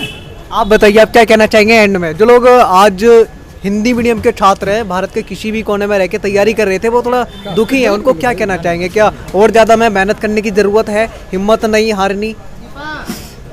हम तो यही कहेंगे कि जिसका जो बैकग्राउंड है, जिस बैकग्राउंड में तैयारी कर रहे हैं, अब तो बदल नहीं सकते। लेकिन अगर भाषा के अनुसार भेदभाव हो रहा है तो अब कोशिश कीजिए कि जो भी बच्चे पढ़ रहे हैं वो अंग्रेजी माध्यम में उसको पढ़ाइए, तभी जाकर रिजल्ट होगा। और एक चीज़ और कहना चाहेंगे कि हिंदी मीडियम के जो कोचिंग संस्था हैं, दिल्ली मुखर्जी नगर की बात करते हैं, क्योंकि मैंने भी यह कोचिंग से पढ़ाई की थी, तो वहाँ पे एक समस्या बाद में हमें समझ में आया कि आखिर प्रॉब्लम यहाँ पे बड़ी आ क्या रही है। हिंदी मीडियम का जो ड्यूरेशन होता है उसकी अवधि बहुत ज़्यादा दिन है, लगभग बोलते हैं 18 महीने, लेकिन पढ़ाते हैं 20 महीने। तो 2 साल लगभग कोचिंग आते जाते लोगों की तलवे घिस जाते हैं, और उसके सामने 2 चांस निकल जाता है UPSC का। वो फॉर्म भर भी देते थे, एग्ज़ाम देने नहीं जाते हैं। उसके सामने जो चांस निकलता है, और 2 साल ख़त्म होते होते उसके पास इतना लेंदी मटेरियल जमा हो जाता है, या प्रिंटेड हो चाहे हैंड रिटन हो, इतना हैवी हो जाता है कि उसको ना वो रिवाइज कर पाता है, ना उसको ठीक से देख पाता है। तो कोचिंग संस्थानों को भी ये समझने की ज़रूरत है कि इंग्लिश मीडियम के कोचिंग मात्र 6 से 7 महीने में कोर्स को पूरा कर देते हैं, और पूरा करके न जाने 2 साल में वो कई बार रिवाइज भी करवा देंगे। इंग्लिश मीडियम वाले क्या मतलब मशीनों से कराते हैं क्या? नहीं, उसके स्ट्रेटजी अलग है।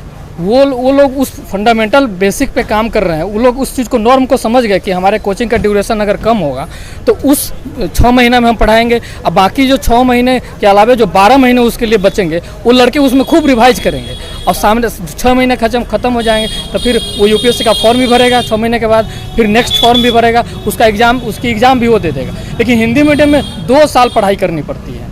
अब 2 साल में जब तक आप पीछे का आगे का पढ़ रहे हैं, अब पीछे का फिर भूलते जा रहे हैं। ये बहुत बड़ी समस्या। एक बात हम बताएंगे सब लोगों को कि जिस अभी कुछ दिन पहले कैबिनेट का विस्तार हुआ, आप कह रहे हैं राजनीति की बात बता रहे हैं, और हम प्राइम मिनिस्टर साहब को संदेश देना चाहते हैं। राजनीति की ही ज़्यादा बात क्यों बताते हैं? हाँ बता रहे हैं, इसलिए हमने आपसे बताया ना, सारे काम राजनीति से ही होता है।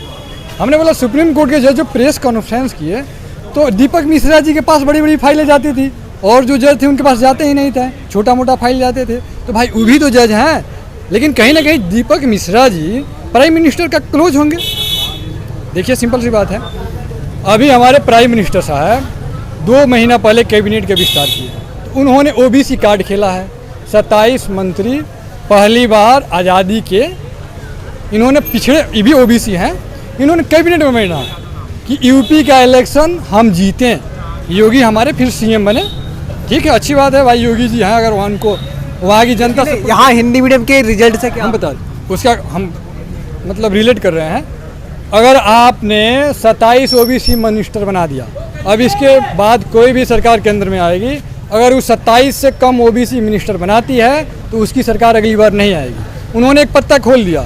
और हिंदुस्तान की बात करते हैं तो एक काम करे, वो देश के 80 करोड़ लोगों के साथ है ना, वो 1 अरब लोग हिंदी भाषी लोग और भारतीय भाषा है, तो 50% रिजर्वेशन, समझ रहे हैं ना, हिंदी मीडियम और भारतीय भाषाओं के साथ किया जाए। क्योंकि जो मान लीजिए आप हमसे जिस हिसाब से बात कर रहे हैं, गांव में भी उसी हिसाब से बात करेंगे, आपकी बात को ठीक से समझा जाएगा। जो इंग्लिश मीडियम के बच्चे हैं वो इस हिसाब से बात नहीं करेंगे, वो तो बोले अरे ये तो बड़ी गंदा कपड़ा पहना है, इससे हम क्या बात करें। तो देखिए, अगर मोदी जी चाहते हैं हम शासन प्रशासन बेहतर ढंग से चलाएं, समावेशी विकास करें, तो क्या IAS में 50% नहीं 60% रिजर्वेशन भारतीय भाषाओं पे करे। अगर वो 5% इंग्लिश मीडियम पे ध्यान दे के 85% नहीं 95% भारतीय भाषाओं को उपेक्षा करते हैं, तो कहीं से प्रासंगिक नहीं है। और भारतीय राजनीति के संदर्भ में या भारतीय विकास के समावेशी धारा के विकास में प्रधानमंत्री खंडन किए जाएंगे। क्योंकि अब जनता जाग गई है इनकी जुमलेबाजी से, और जो हिंदी मीडियम की रिजल्ट कम आ रही है, इन्हीं के शासन में क्यों आ रही है, इन्हीं के शासन में क्यों आ रही है, इस पर बहुत बड़ा प्रश्न उठ गया है। हमें तो लगता है कहीं ना कहीं अगली इलेक्शन में इस बात को उठाएंगे हम लोग, अगली इलेक्शन में इस बात को उठाएंगे हम लोग। आपका नाम क्या है? मैं सिर्फ दिव्या शर्मा। कहाँ से हैं आप? मैं यूपी से हूँ। ये बताइए, आप भी हिंदी मीडियम की छात्रा हैं क्या? जी हाँ, मैं हिंदी मीडियम से हूँ। बस मैं इतना ही कहना चाहूँगी आपके चैनल के माध्यम से कि यहाँ पे कई साल से लोग मेहनत कर रहे हैं, काफ़ी टाइम से मेहनत कर रहे हैं। हालांकि मैं तो अभी आई हूँ 2019 में, जब लॉकडाउन के टाइम पे मैं आई थी, लेकिन मैं इतना कहना चाहूँगी कि अब हमारी मातृभाषा हिंदी है और इतना कम रिज़ल्ट क्यों? आखिरकार ऐसा तो नहीं कि बच्चे स्टडी नहीं करते, यहाँ के लोग स्टडी नहीं करते, काफ़ी लॉन्ग टाइम से स्टडी कर रहे हैं।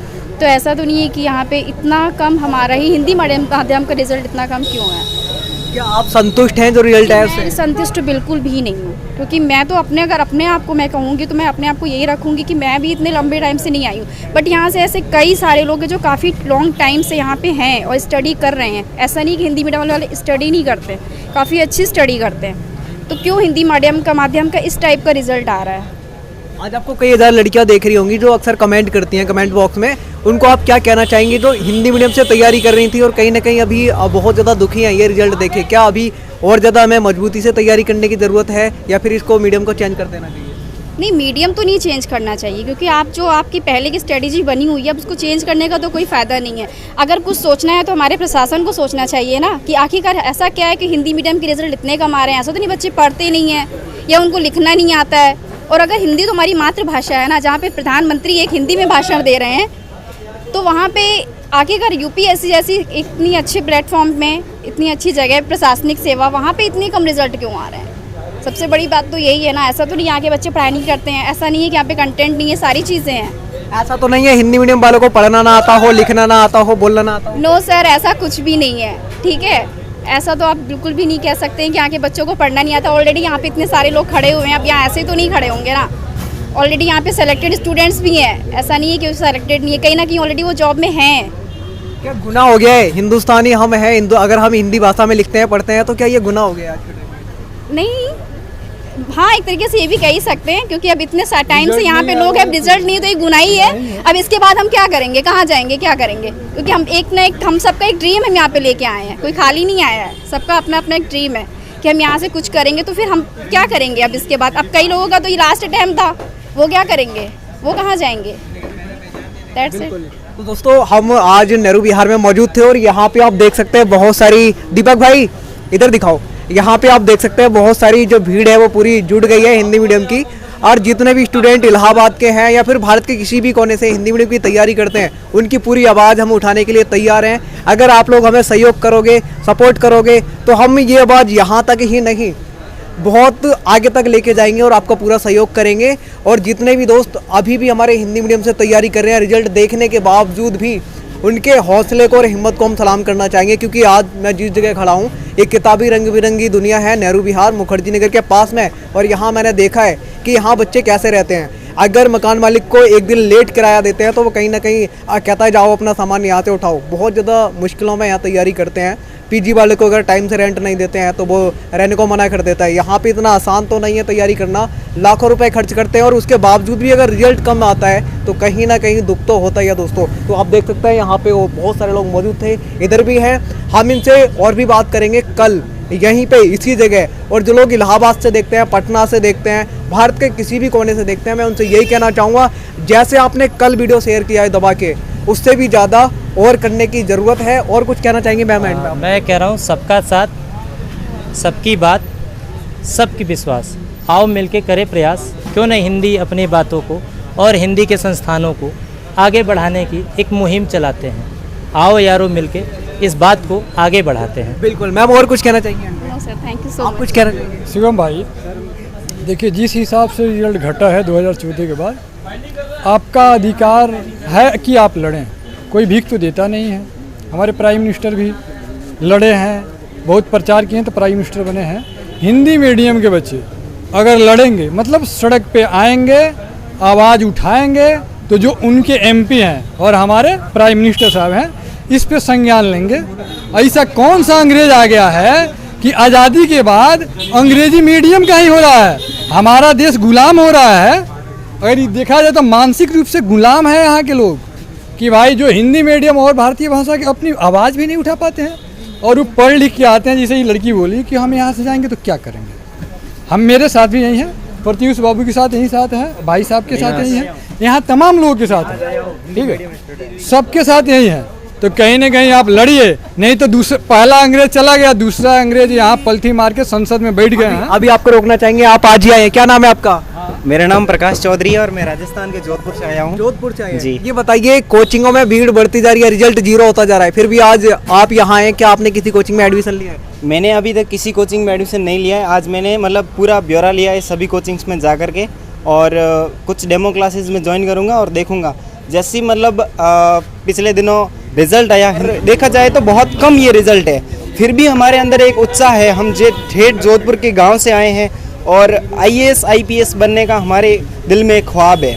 और हिंदी मीडियम क्या ये ख्वाब केवल दिल में ही रह जाएगा यहीं पे? ऐसा नहीं होगा, बिल्कुल नहीं होगा। ठीक है, जब हम सोच कर आए हैं तो बिल्कुल करेंगे। और निश्चित रूप से अगर कोई लड़ाई लड़ने की बात होगी तो हम ऑनलाइन प्लेटफॉर्म के माध्यम से सरकार तक ये बात पहुंचाने का पूरा प्रयास करेंगे। और हम बिल्कुल एक हिंदी मीडियम कम्युनिटी एक साथ होकर के सरकार के सामने अपनी बात रखेंगे। दोस्तों ये वीडियो बहुत ज़्यादा लंबा हो रहा है और यहाँ पे आप देखेंगे तो बहुत ज़्यादा क्राउड है। विकास भाई वीडियो चल रहा है ना, देखो चल रहा है या नहीं? ठीक है, आप कुछ कहना चाहेंगे? हिंदी मीडियम से है ना आप भी?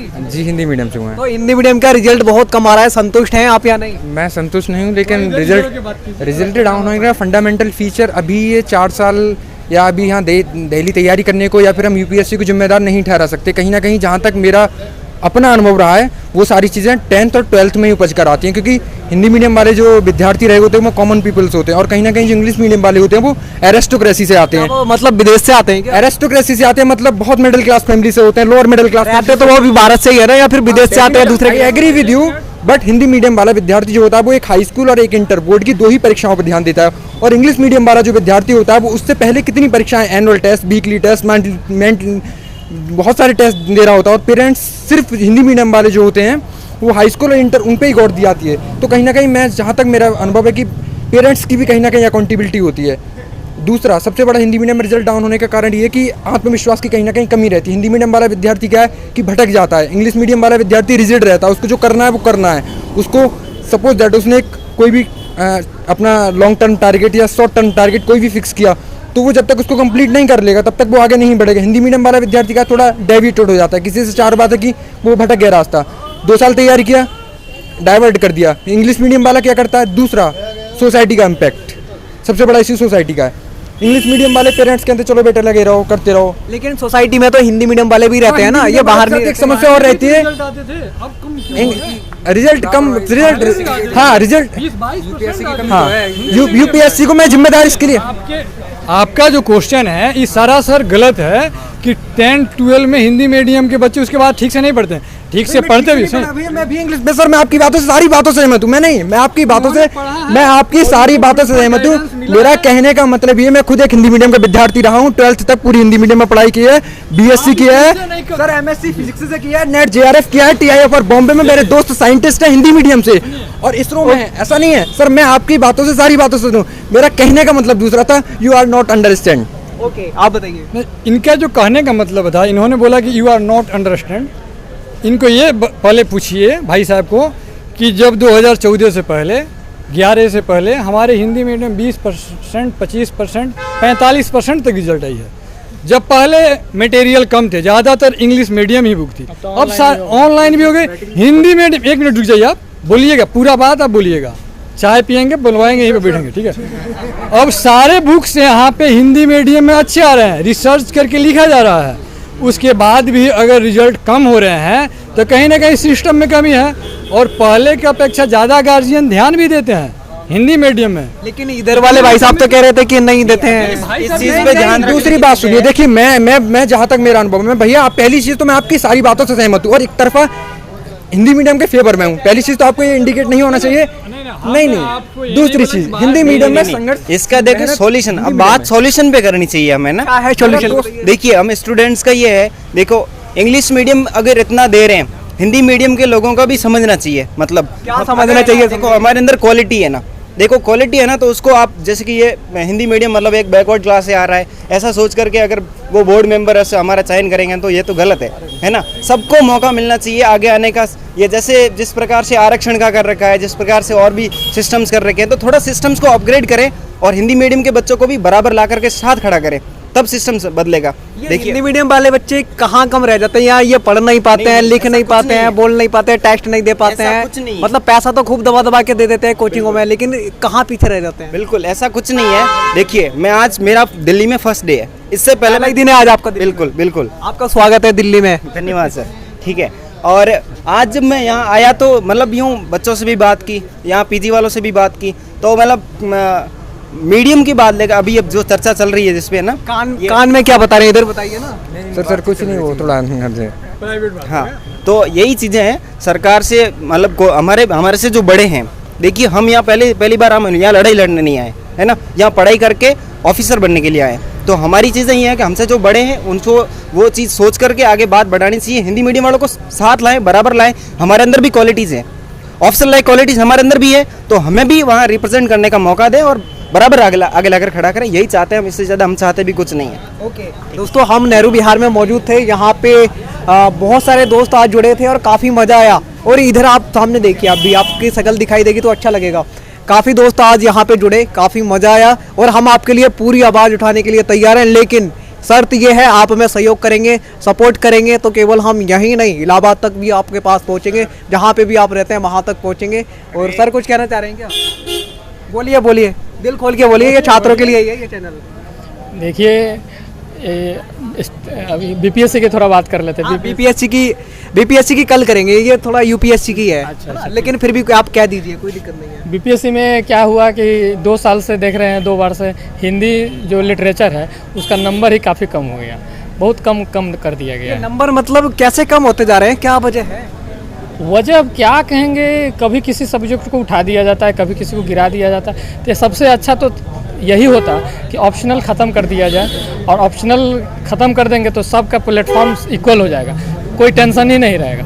लेकिन हाँ, भाषा माध्यम का भी ख्याल रखना पड़ेगा कि हिंदी मीडियम से जो लड़का लिख रहे हैं उनको भी नंबर दीजिए, उनको भी आप लाइए, तंत्र में लाइए, सिस्टम में लाइए, वो भी अच्छा काम कर सकता है। इससे पहले करते थे, आज भी करेंगे। तो मैं आपसे यही कहना चाहूँगा, अगर आप हिंदी मीडियम के छात्र हैं तो आप बिल्कुल भी कमज़ोर नहीं हैं। आप ये मत सोचिए कि हम कमज़ोर हैं। आपको अगर आप और ज़्यादा मेहनत कीजिए और कहीं ना कहीं जो इंग्लिश मीडियम वाले हैं उनको पछाड़ दीजिए अगली बार। तो आप कमज़ोर नहीं हैं। आप बिल्कुल ऐसा मत सोचिए कि हमसे नहीं होगा। आप और ज़्यादा मेहनत कीजिए और आपके लिए ढेर सारी शुभकामनाएं। आज की वीडियो में इतना ही। जय हिंद, वंदे मातरम।